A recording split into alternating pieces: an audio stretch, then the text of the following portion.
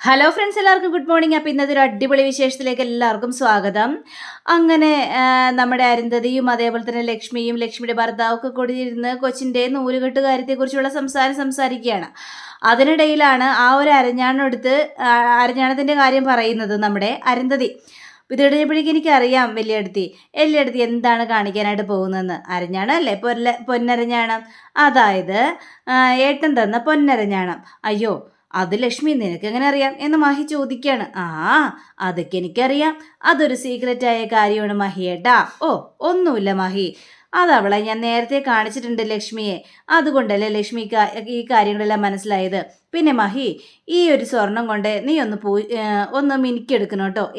അതിൻ്റെ വല്ല കാര്യമുണ്ടോ ഏട്ടത്തി? സ്വർണം എപ്പോഴും സ്വർണം തന്നെയല്ലേ, അതിനൊരു മാറ്റവും സംഭവിക്കാനായിട്ട് പോകുന്നില്ലല്ലോ.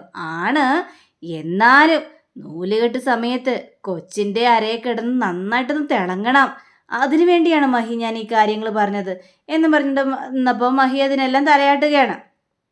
പിന്നീട് കാണിക്കുന്നത് പിങ്കിയും അതേപോലെ തന്നെ ചിറ്റയും. കൊച്ചാണെങ്കിൽ ഭയങ്കര കരച്ചിൽ.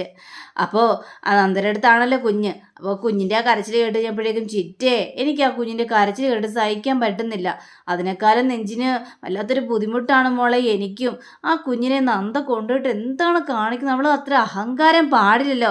അവൾ കണ്ടില്ലേ, ഇത്രയൊക്കെ കാണിച്ചു കൂട്ടിയിട്ട് അവളുടെ അഹങ്കാരം കണ്ടില്ലേ പിങ്കി മോളെ? ഇവളിങ്ങനെ വെറുതെ വിട്ടാൽ ശരിയാവില്ല. അതേ ചിറ്റേ, അവൾക്കിട്ട് പണി ഞാൻ കൊടുക്കുന്നുണ്ട്, അവൾ വരട്ടെ എന്നും പറഞ്ഞുകൊണ്ട് അപ്പോഴേക്കും നന്ദ ഓടി വരികയാണ്. പിങ്കി കുഞ്ഞ് കരയുന്ന കണ്ടില്ലേ പിങ്കി? കുഞ്ഞിന് പാല് കൊടുക്കണം. ആഹാ, അതിനിപ്പോൾ ഞാനെന്ത് വേണം? കുഞ്ഞിന് പാല് കൊടുക്കാനോ? കുഞ്ഞിൻ്റെ അമ്മ നീയല്ലേ, അപ്പം പിന്നെ നീ പോയി പാല് കൊടുക്ക്. ഞാനെന്തിനാ പാല് കൊടുക്കുന്നത്? നീയല്ലേ കുഞ്ഞിനെ നൊന്ത് പ്രസവിച്ചതും കുഞ്ഞിന് പാല് കൊടുക്കേണ്ട ആളൊക്കെ നീയല്ലേ, നീയാണമ്മ, അപ്പം നീയാണത് ചെയ്യേണ്ടത്. ഞാൻ കുഞ്ഞിന് പാല് കൊടുക്കേണ്ട യാതൊരു കാര്യമില്ല. കുഞ്ഞവിടെ കിടന്ന് കരയട്ടെ, അതിനിപ്പോൾ എനിക്ക് യാതൊരു പ്രശ്നവുമില്ല. ഇത് കഴിഞ്ഞപ്പോഴേക്ക് പിങ്കി ഇങ്ങനെയൊന്നും പറയല്ലേ പിങ്കി, ഇങ്ങനെയൊക്കെ സംസാരിക്കുന്നത്? കുഞ്ഞിൻ്റെ കരച്ചിൽ കണ്ടില്ലേ? കുഞ്ഞിന് വിശക്കുന്നുണ്ട്, നീ ഒന്ന് അങ്ങോട്ട് വന്നണ്ടേ? നീ പാല് കൊടുത്തില്ലെങ്കിൽ കുഞ്ഞിങ്ങനെ കരഞ്ഞോണ്ടിരിക്കും. ഓ, അപ്പം നിനക്കത് അറിയാം ഞാനാണ് കുഞ്ഞിനെ പ്രസവിച്ചതെന്ന്. പിന്നെ എന്തിനാണ് നീയേ കൂടുതൽ കിടത്തിൽ സംസാരിക്കുന്നത്? നന്ദ, ഇനി മേലാൽ ഇത്തരത്തിലുള്ള വർത്തമാനം പറഞ്ഞുകൊണ്ട് പോകാൻ നിൽക്കരുത്. ഞാൻ കുഞ്ഞിന് പാല് കൊടുക്കണമെങ്കിൽ ഒരു ഡിമാൻഡ് ഉണ്ട്. അതായത് നീ ഇനി എന്നോട് ചോദിക്കാതെ എൻ്റെ കുഞ്ഞിനെ എടുത്തുകൊണ്ട് പോകരുത്. എൻ്റെ അടുത്ത് വേണം എൻ്റെ കുഞ്ഞ്. എനിക്ക് എപ്പോഴും എൻ്റെ കുഞ്ഞിനെ എനിക്ക് കണ്ടുകൊണ്ടേയിരിക്കണം.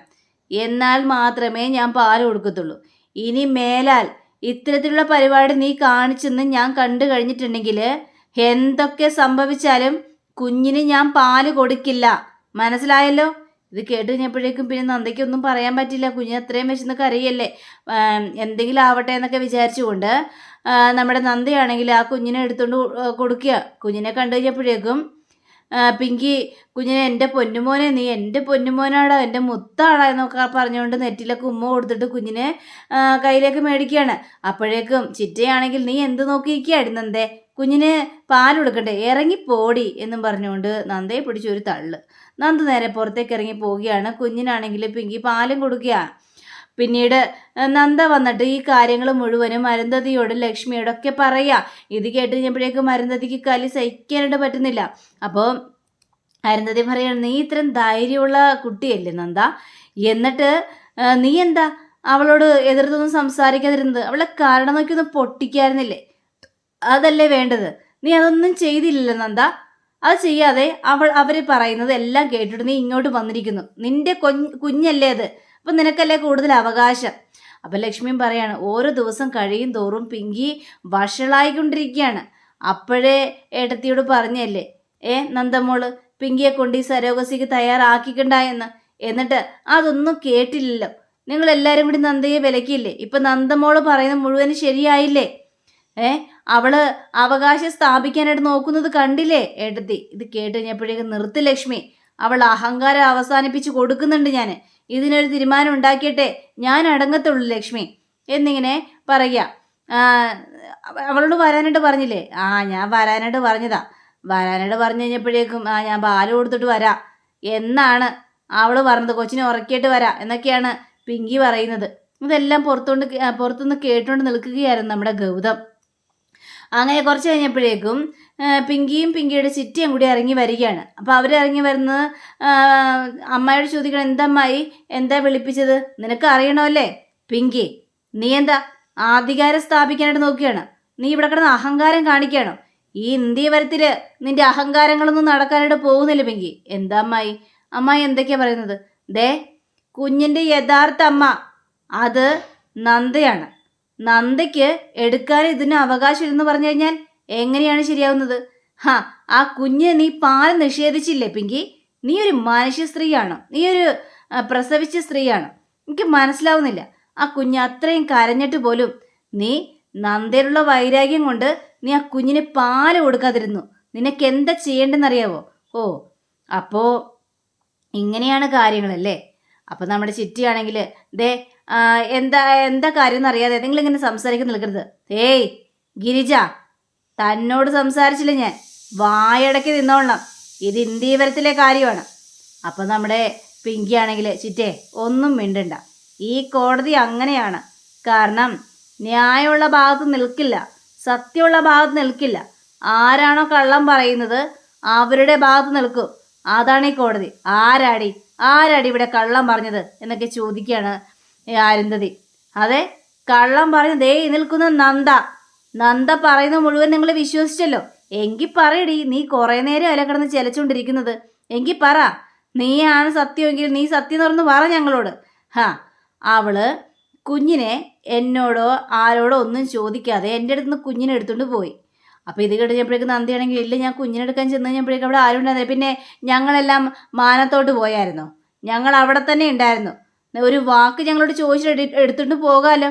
എന്നിട്ട് അവൾ അധികാരം സ്ഥാപിക്കുന്നു. എൻ്റെ മോനാണ്, എനിക്ക് എന്തും ചെയ്യാം, എനിക്ക് എന്ത് അവകാശമുണ്ടെന്ന് പറഞ്ഞുകൊണ്ട് എടുത്തുകൊണ്ട് പോയത്. കുഞ്ഞ് കരഞ്ഞു കഴിഞ്ഞ് വന്നു കഴിഞ്ഞപ്പോഴേക്കും ദേ എൻ്റെ അടുത്തോണ്ട് കൊണ്ടുവരുന്നു. വലിയമ്മയ്ക്ക് ഒരു കാര്യം അറിയോ? ദേ, എൻ്റെ കുഞ്ഞിനെ കാണാതെ പാനിക് അറ്റാക്ക് വന്നു എനിക്ക്, അതറിയാവോ? ഇങ്ങനെയും പറഞ്ഞുകൊണ്ടെന്ന് അവിടെ പിങ്കി ഭയങ്കര ഒരു കള്ളത്തരം പറയുക. അപ്പോൾ ദേ ചിറ്റിയോട് ചോദിച്ചു നോക്കിക്കണ്ടേ. അപ്പോൾ അതെ പിങ്കിക്ക് പാനിക് അറ്റാക്ക് വന്ന് നിലത്ത് വീണായിരുന്നു. എന്നിട്ട് നെഞ്ചത്ത് കുറേ അമർത്തിയതിന് ശേഷം അവൾക്ക് ശ്വാസം ഒന്ന് നേരെ വീണത്. അത് നിങ്ങൾക്ക് വല്ല അറിയാവോ? അവൾക്ക് ആ മോനെ കാണാതെ പെട്ടെന്നുണ്ടായ ഷോക്കാണ്. ദേ അമ്മായി, ഞാൻ പ്രസവിച്ച ഒരു സ്ത്രീയാണ്. മാനസികമായിട്ടും ശാരീരികമായിട്ടും എനിക്ക് കുറച്ച് ഇതാവണം, എന്നാൽ മാത്രമേ കാര്യങ്ങളെല്ലാം നടക്കുള്ളൂ. ആ സമയത്താണ് നന്ദ പാല് കൊടുക്കണമെന്ന് പറഞ്ഞുകൊണ്ട് വന്നത്. അപ്പം ഞാൻ പറഞ്ഞു പാല് കൊടുക്കാൻ ഞാൻ തയ്യാറല്ല എന്ന്. കുഞ്ഞിനെ ഇനി എന്നോട് ചോദിക്കാതെ എടുത്തുകൊണ്ട് പോകരുതെന്ന് ഞാൻ അവളോട് പറഞ്ഞു. എന്നാൽ മാത്രമേ ഞാൻ പാല് കൊടുക്കുള്ളൂ എന്ന് പറഞ്ഞു. പിന്നെ അതുമാത്രമല്ല, കുഞ്ഞിനെ എൻ്റെ അടുത്ത് കൊണ്ടുവന്നപ്പോൾ തന്നെ ഞാൻ പിന്നീടൊന്നും പറയാതെ പാല് കൊടുക്കുകയും ചെയ്തു. ഇത് കേട്ട് കഴിഞ്ഞപ്പോഴേക്കും ദേ അമ്മായി തന്നെ പറ, ഇനിയിപ്പോൾ എൻ്റെ അടുത്ത് വരരുത്. കുഞ്ഞിന് ഞാൻ പാല് കൊടുക്കണമെങ്കിൽ എനിക്കൊരു മനസ്സമാധാനം വേണം. എന്നാൽ മാത്രമേ ഞാൻ പാല് കൊടുത്ത് കുഞ്ഞിനെ നല്ല രീതിയിൽ നോക്കുകയുള്ളൂ. ഇത് കഴിഞ്ഞപ്പോഴേക്കും വരുന്നത് അവിടെ ഒരു തീരുമാനം പറയുകയാണ്. നന്ദ, ഇനി വേണ്ട നന്ദ, 28 ദിവസം കഴിയുന്നത് വരെ പിങ്കി തന്നെ എല്ലാ കാര്യങ്ങളും നോക്കട്ടെ. കൊച്ചിന് പാല് കൊടുക്കുകയും കൊച്ചിൻ്റെ ആരോഗ്യം നിലനിർത്തുകയും ഒക്കെ ചെയ്യട്ടെ. അതിൽ നമുക്ക് ഇനി ഇടപെടാനായിട്ട് ചെല്ലരുത്. അമ്മായി, എന്തമ്മായി പറയുന്നതെന്ന് നന്ദ ചോദിക്കണം. വേണ്ട, ഞാനൊരു തീരുമാനിച്ചു, അതിനപ്പുറം ഇനി പോകാൻ നിൽക്കണ്ട, മനസ്സിലായല്ലോ എന്നും പറഞ്ഞുകൊണ്ട് പിങ്കി ഇനി നന്ദ നിന്നെ ശല്യപ്പെടുത്താനായിട്ട് വരില്ല, മതിയായല്ലോ എന്നും പറഞ്ഞുകൊണ്ട് ഇവരെ പറഞ്ഞു വിടുകയാണ്. ഗൗതത്തിന് അത് അങ്ങോട്ട് തീരെ ഇഷ്ടപ്പെട്ടില്ല പിങ്കിയെ സപ്പോർട്ട് ചെയ്ത് സംസാരിച്ചതിന്. കാരണം ഗൗതത്തിൻ്റെയും നന്ദയുടെയും കുഞ്ഞാണല്ലോ. അപ്പോൾ അങ്ങനെ ഒരു കാര്യം സംസാരിച്ചത് ഇവർക്ക് തീരെ അങ്ങോട്ട് ഇഷ്ടപ്പെട്ടില്ല. അങ്ങനെ പിങ്കിയോട് കുറച്ചും കഴിഞ്ഞപ്പോഴേക്കും പറയുകയാണ് ഈ ചിറ്റ, എന്നാലും പിങ്കി മോളെ, നിന്റെ ധൈര്യം ഞാൻ സമ്മതിച്ചു തന്നിരിക്കുന്നു. എങ്ങനെ നിനക്ക് ഈ ഡയലോഗെല്ലാം പറയാനായിട്ട് കിട്ടി? ഇതല്ല ചിറ്റേ, ഇതിനപ്പുറം കാണിക്കാനായിട്ട് എനിക്ക് നന്നായിട്ട് തന്നെ അറിയാം. എൻ്റെ കുഞ്ഞിനെ എൻ്റെ അരികിൽ നിന്നും പിരിക്കാമെന്ന് ആരും വിചാരിക്കണ്ട. അതിന് ഞാൻ സമ്മതിക്കത്തുമില്ല. അത് ഞാൻ ഉറച്ചെടുത്ത തീരുമാനം തന്നെയാണ്. പക്ഷേ മോളെ പിങ്കിന്ന് 28 ദിവസം കഴിയുമ്പോഴത്തേക്കും നിനക്കിനി അത് പറ്റില്ലല്ലോ. ആര് പറഞ്ഞു പറ്റില്ല എന്ന്? അല്ല, പൂർണ്ണമായിട്ടും ഇനി നന്ദയുടെ കുഞ്ഞായിട്ട് മാറും അത്. അതുകൊണ്ട് നന്ദയ്ക്ക് കൊടുത്തല്ലേ മതിയാവുള്ളൂ. ഒരിക്കലും ഇല്ല ചിറ്റേ, അത് എൻ്റെ കുഞ്ഞ് തന്നെയാണ്. പിന്നെ ഒരുപാട് കഷ്ടപ്പെട്ട് തന്നെയാണ് ഞാൻ ആ കുഞ്ഞിനെ പ്രസവിച്ചത്. എന്നെ ഇവിടെ നിന്ന് ഇന്ത്യവരത്തിൽ നിന്ന് ആട്ടി പുറത്താക്കിയിട്ടുണ്ട് എല്ലാവരും. പിന്നെ ഞാനിവിടെ തന്നെ വരണമെന്ന് ദൈവത്തിൻ്റെയോ ചെകുത്താൻ്റെയോ നിശ്ചയമായിരിക്കും. അതുകൊണ്ടാണ് ഇന്ത്യവരത്തിലേക്ക് തന്നെ ഞാൻ വന്നത്. പിന്നെ നന്ദയ്ക്ക് പ്രസവിക്കാൻ കഴിയില്ല എന്നുള്ളൊരിത് വന്നു കഴിഞ്ഞപ്പോഴേക്കും ഈ കുഞ്ഞിനെ ചുമന്ന് പ്രസവിക്കേണ്ടതും അത് ദൈവവിധിയായിട്ട് തന്നെയാണ് ഞാൻ കണക്ക് കൂട്ടുന്നത്. അതുകൊണ്ട് തന്നെ ഈ കുഞ്ഞിനെ എങ്ങനെ വളർത്തണമെന്നും ഇതിൻ്റെ കാര്യത്തിൽ എന്ത് തീരുമാനം എടുക്കണമെന്നും ഇനി ഞാനാണ് ചിറ്റേ തീരുമാനിക്കാനായിട്ട് പോകുന്നത്. ജീവിതം നഷ്ടപ്പെട്ടു എന്ന് കരുതി എനിക്ക് എൻ്റെ മോൻ വഴിയാണ് ഇപ്പം ജീവിതം തിരിച്ചു കിട്ടിയിരിക്കുന്നത്. അത് ഞാൻ ഏതായാലും മുതലാക്കും. ഇത് ഞാൻ അങ്ങനെ കൈവിട്ട് കൊടുക്കാനായിട്ട് തീരുമാനിച്ചിട്ടില്ല എന്നും പറഞ്ഞുകൊണ്ട് നമ്മുടെ പിങ്കി ഓരോരോ കാര്യങ്ങളും പറയുക. പിന്നീട് കാണിക്കുന്നത് നമ്മുടെ ഗൗതം അരുന്ധതിയോട് സംസാരിക്കുകയാണ്. എന്നാലും അമ്മായി ഞാൻ പറയുന്നതൊക്കെ എന്താണ് അമ്മായി മറുപടി പറയാത്തത്? അത് പിന്നെ ഗൗതം മോനെ, നിന്നെ ഞാൻ കുറ്റപ്പെടുത്തുന്നതല്ല, പക്ഷേ നീ ഒരു കാര്യം ചിന്തിക്കണം. പിങ്കി പറയുന്നതിലും കാര്യമില്ലേ? ആവതെ കുഞ്ഞിനിപ്പോൾ ആവശ്യം മുലപ്പാലും അമ്മയുടെ ചൂടുമാണ്. അത് കൊടുക്കാനായിട്ട് പിങ്കിക്കല്ലേ കഴിയുള്ളൂ. നന്ദ തന്നെയാണ് അമ്മ, യഥാർത്ഥത്തിൽ അമ്മ. പക്ഷേ ഒരു 28 ദിവസമല്ലേ, അതുവരെയെങ്കിലും കാത്തിരിക്കാൻ പാടില്ലേ? എന്ത് പറഞ്ഞാലും അമ്മായി എനിക്കിത് അങ്ങോട്ട് അംഗീകരിക്കാനായിട്ട് പറ്റുന്നില്ല അമ്മായി. കാരണം ദേ നന്ദ പല പ്രാവശ്യം നമ്മളോട് പറഞ്ഞതാണ് പിങ്കിയെ ഈ സരോഗസിക്ക് തയ്യാറാക്കരുതെന്ന്. എന്നിട്ട് നമ്മൾ അതൊന്നും കേട്ടില്ല. ഞാൻ വരെ പിങ്കിയെ സപ്പോർട്ട് ചെയ്ത് സംസാരിച്ചു. ഇപ്പം എന്തായി? നന്ദ പറയുന്ന പോലെ തന്നെ കാര്യങ്ങളെല്ലാം വന്നില്ലേ? അവൾ ചതിച്ചില്ലേ? അവളിപ്പോൾ ആ കുഞ്ഞിൻ്റെ പേരിൽ അവകാശം കാണിക്കാനായിട്ട് നിൽക്കുകയല്ലേ? ഇതൊന്നും എനിക്ക് സഹിക്കാൻ പറ്റാത്ത കാര്യമാണ് എന്നിങ്ങനെ സംസാരിക്കുകയാണ്. ഇതെല്ലാം കേട്ട് കഴിഞ്ഞപ്പോഴേക്കും മോനെ എനിക്ക് മനസ്സിലായി. പിന്നെ അമ്മായിക്കൊരു കാര്യം അറിയോ? രഹസ്യമായൊരു കാര്യം. ആ പിങ്കി എങ്ങനെയാണ് സരോഗസിക്ക് തയ്യാറായെന്ന് അവർ രണ്ടുപേരെയും ട്രാപ്പിലാക്കിയിട്ടാ ഒരു ഡോക്ടറിൻ്റെ വേഷത്തിൽ ചെന്ന് അവർ ട്രാപ്പിലാക്കി.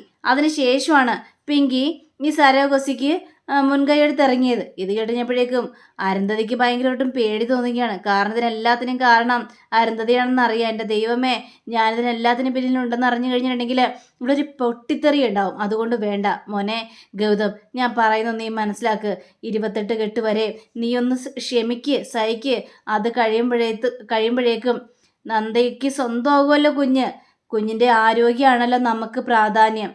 അതുകൊണ്ട് തന്നെ അത് അങ്ങോട്ട് വിട്ട് കൊടുത്തേക്ക് മോനെ എന്നൊക്കെ ഇങ്ങനെ പറയുക.